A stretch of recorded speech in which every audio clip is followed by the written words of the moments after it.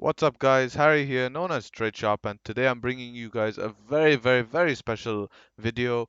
I've done a lot of research. I mean, the Bitcoin part was quite simple, but for the Ethereum, I've formulated some nice projections.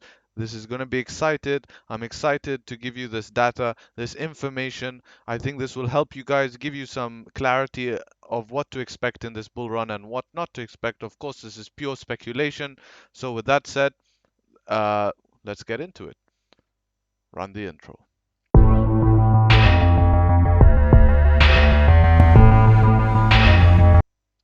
Okay, I think that's enough of the intro. I want to keep this video nice and short. Actually, wait, I think I'll just put my Trade Sharp logo at the end because I like it, so let's run that. Now that's done, we can go and look at the chart. So basically what I've done here is I've taken the past two cycles of Bitcoin and I've taken the projected moves after a break of the all-time high. So the first run we saw after breaking all-time high, we had a 3,400% move. Then the second time we had a 1,590% move. So with that data, we can go and formulate some calculations. So the first calculation I did is I took the two percentage of increase after all-time high and divided themselves, and then that gives us a dividing factor of 2.2. So that is our diminishing returns. So our diminishing returns is actually 2.2. So that means that I take the last previous data and I divide that by 2.2. Dividing that by 2.2 gives you 722%. So based on this cycle information, we can see that, I tried to draw it as close as I could to 722, but you get the point. But based off previous data, this cycle should have an all-time high at around $166,000 for Bitcoin. Now, I know that number seems crazy. I also do agree it's crazy, but if you think it's not even a 10x from where we are now, so I definitely think it is possible.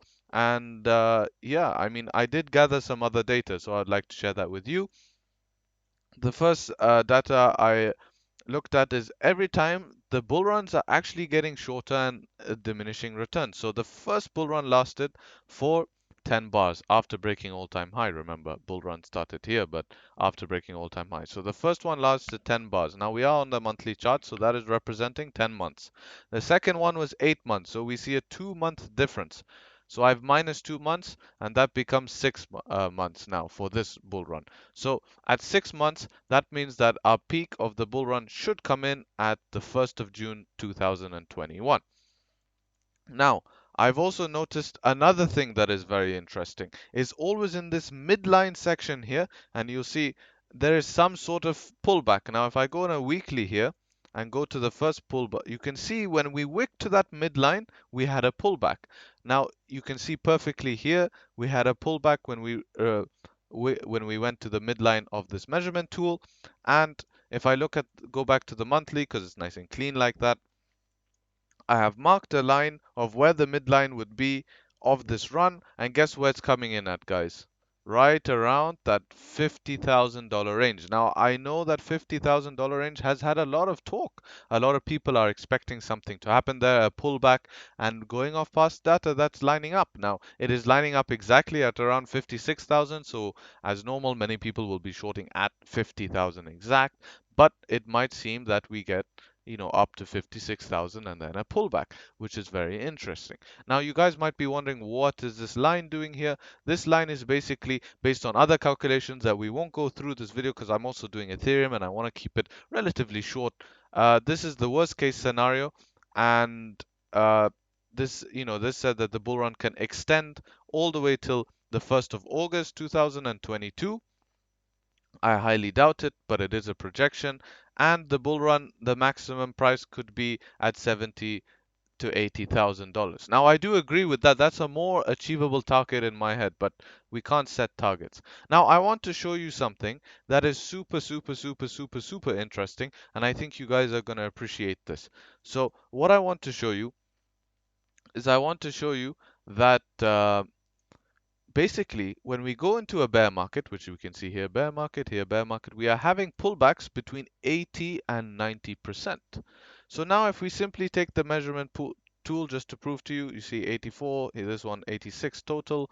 Then we go to this one right here. We are 84 total, right? And now if we go to where we are now and to the projected number, and we take and do, let's say, an 86% or 87% brings us exactly back to that $20,000 level. Now tell me, where have institutions been buying?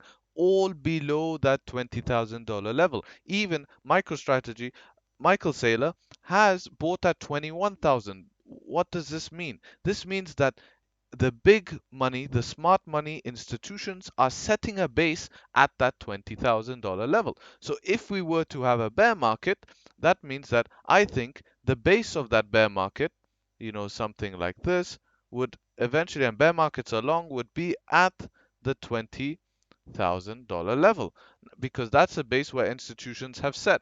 Now, I find that very interesting and I hope you guys do as well. And I think that that's making sense and things are lining up. Now, with that said, I have also gone and looked at the relative times of when the bear markets happen, what happens in traditional markets, and basically you can see sometimes in traditional markets here, uh, the bear market, like a big drop off happens in the traditional markets, then Bitcoin follows. But I don't see enough correlation with this for it to be exact. So obviously we are following, but sometimes the traditional markets can give you a hint before Bitcoin does anything.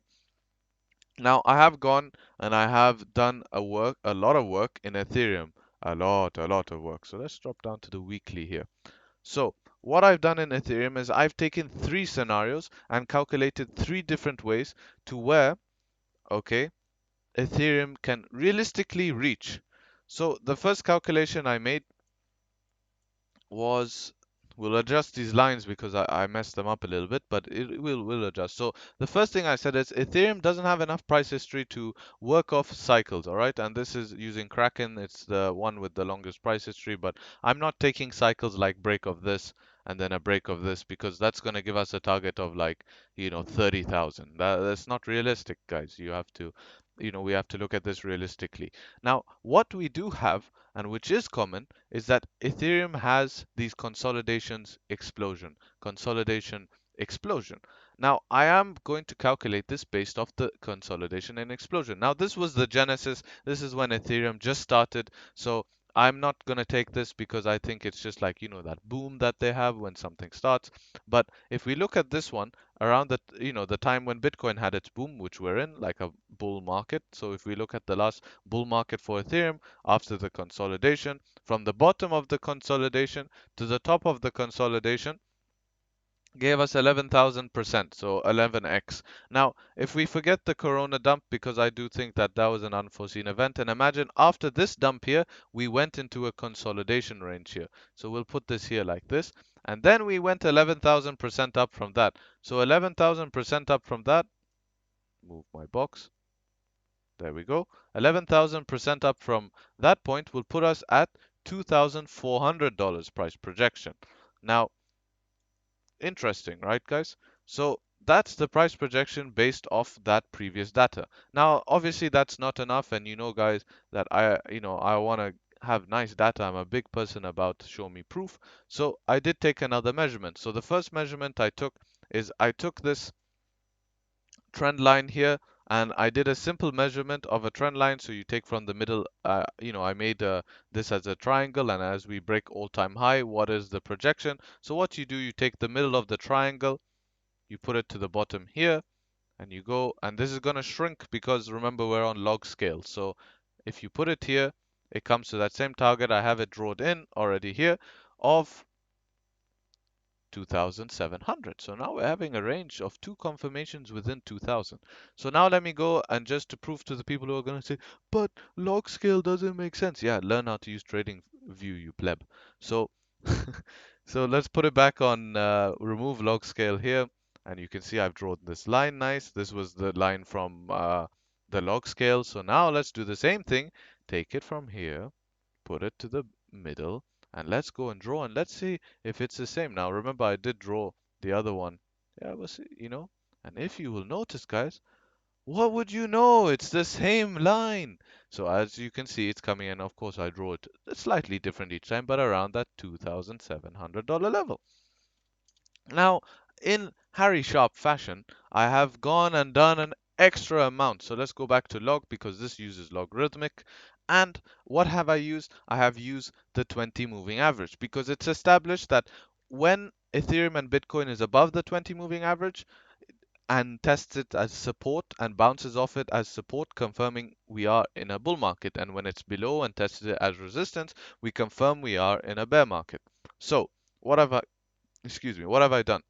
I've taken the log of x, and x is what we need to solve for. X is the price, and I divide that by 410, and it will make sense why I divide that by 410, and I do 1.4. Now this 1.4 is coming from the maximum moving average bubble. So basically what the moving average percentile of the logarithmic was in 2017. Now I haven't taken the blow off top, I've taken the peak below the blow off top.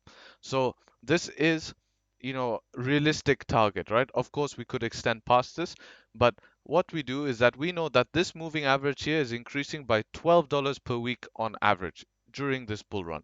We might increase, we might go less, but on average, it's increasing $12 per week. Now, Ethereum always pumps later than Bitcoin. So on Bitcoin, if we know that this cycle is projected to be based on past data for 26 bars. So 26 bars on a weekly is equivalent to 6 months. So that means that we know that this is equivalent to, then we can half that because Ethereum pumps always later. So after Bitcoin has its pump, then Ethereum starts pumping. It is pumping now, but I'm saying it's major pump. So let's half that. I'm being conservative. These are all conservative targets because I'm a conservative guy. And that gives us 3 months. 3 months in 2 weeks is 12 weeks. So $12 per week times 12 gives us 144. So the current moving average price. So what we do here is we take the current moving average price. So what is the current moving average price? Is today it is hovering at 400 and let's say $410. So we take that $410, okay, and we add the 144 that we got from the calculation of the moving average. And then after that, we add those two together, which I've done. We switch to here. So you can see those two added together. So the current price of the moving average plus that factor we found of 144 gives you 154.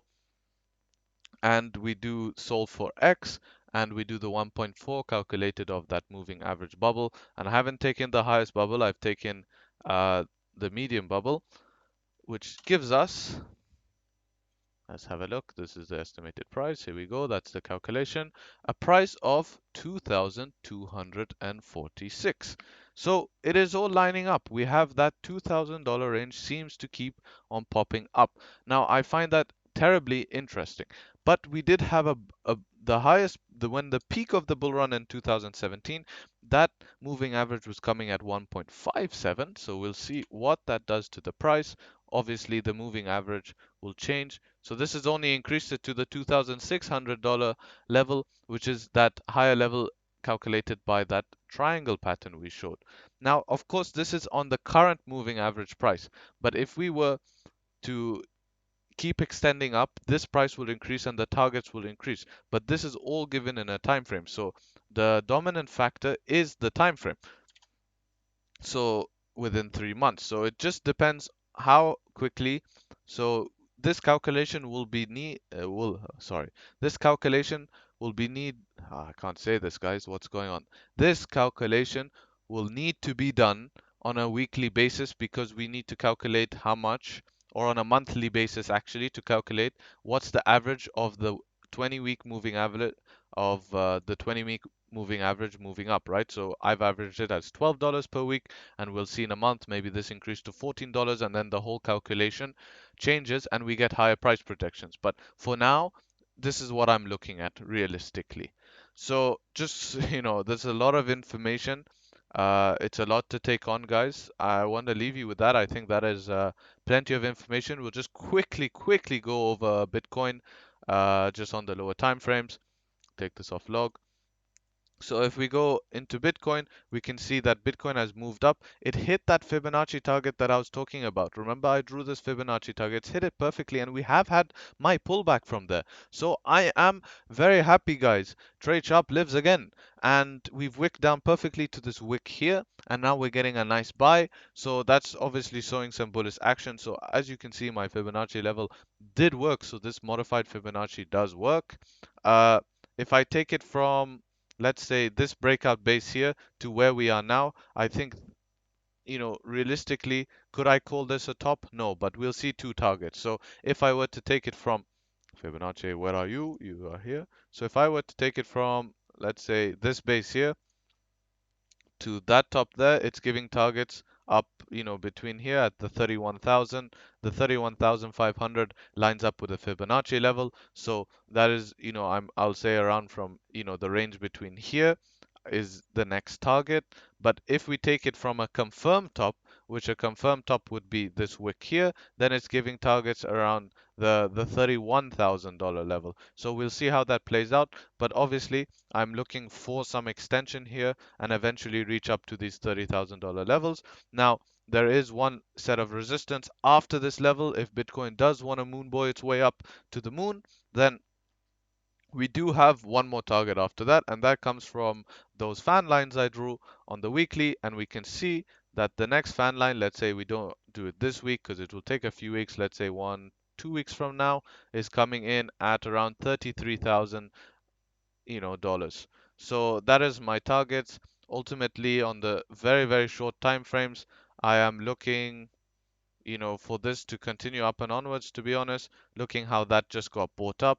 Uh, Stokes are turning down on the 1 hour, but that's from that move. 4 hour Stokes are still up, but they're, they're pretty hot. And yeah, basically, I want to quickly talk about the downside. So for the downside, we could, you know, the downside, what I'm gonna say is today we do have the chance to close above the top side trology band, but I don't think there's time to show you. But basically, if we close above 29,400, we're all good. But what I want to show you for a major reversal point would be the 12-hour low. So if we break this low here and close, then that's obviously issues. Now, if we go back into the range, obviously breaking below this, I don't even see this as a problem. I don't see this as a problem, but breaking below this, I do see it as a problem. It's also lining up with the 20 moving average here. So, if we break below this, I do see the next section coming down all the way to here. And then if we do break below here, I look for us to come here, and I do think this can make a nice base for us to continue up and onwards, but that's a bit far off. You can see that's getting bought up nicely. So anyways, I'll leave you with that, guys. As always, remember, trade sharp. Hope you enjoyed this video. Please subscribe, like, throw me a comment saying we love you, and yeah, that's it, guys. I'll leave you with that. Take care, have a good day, and peace.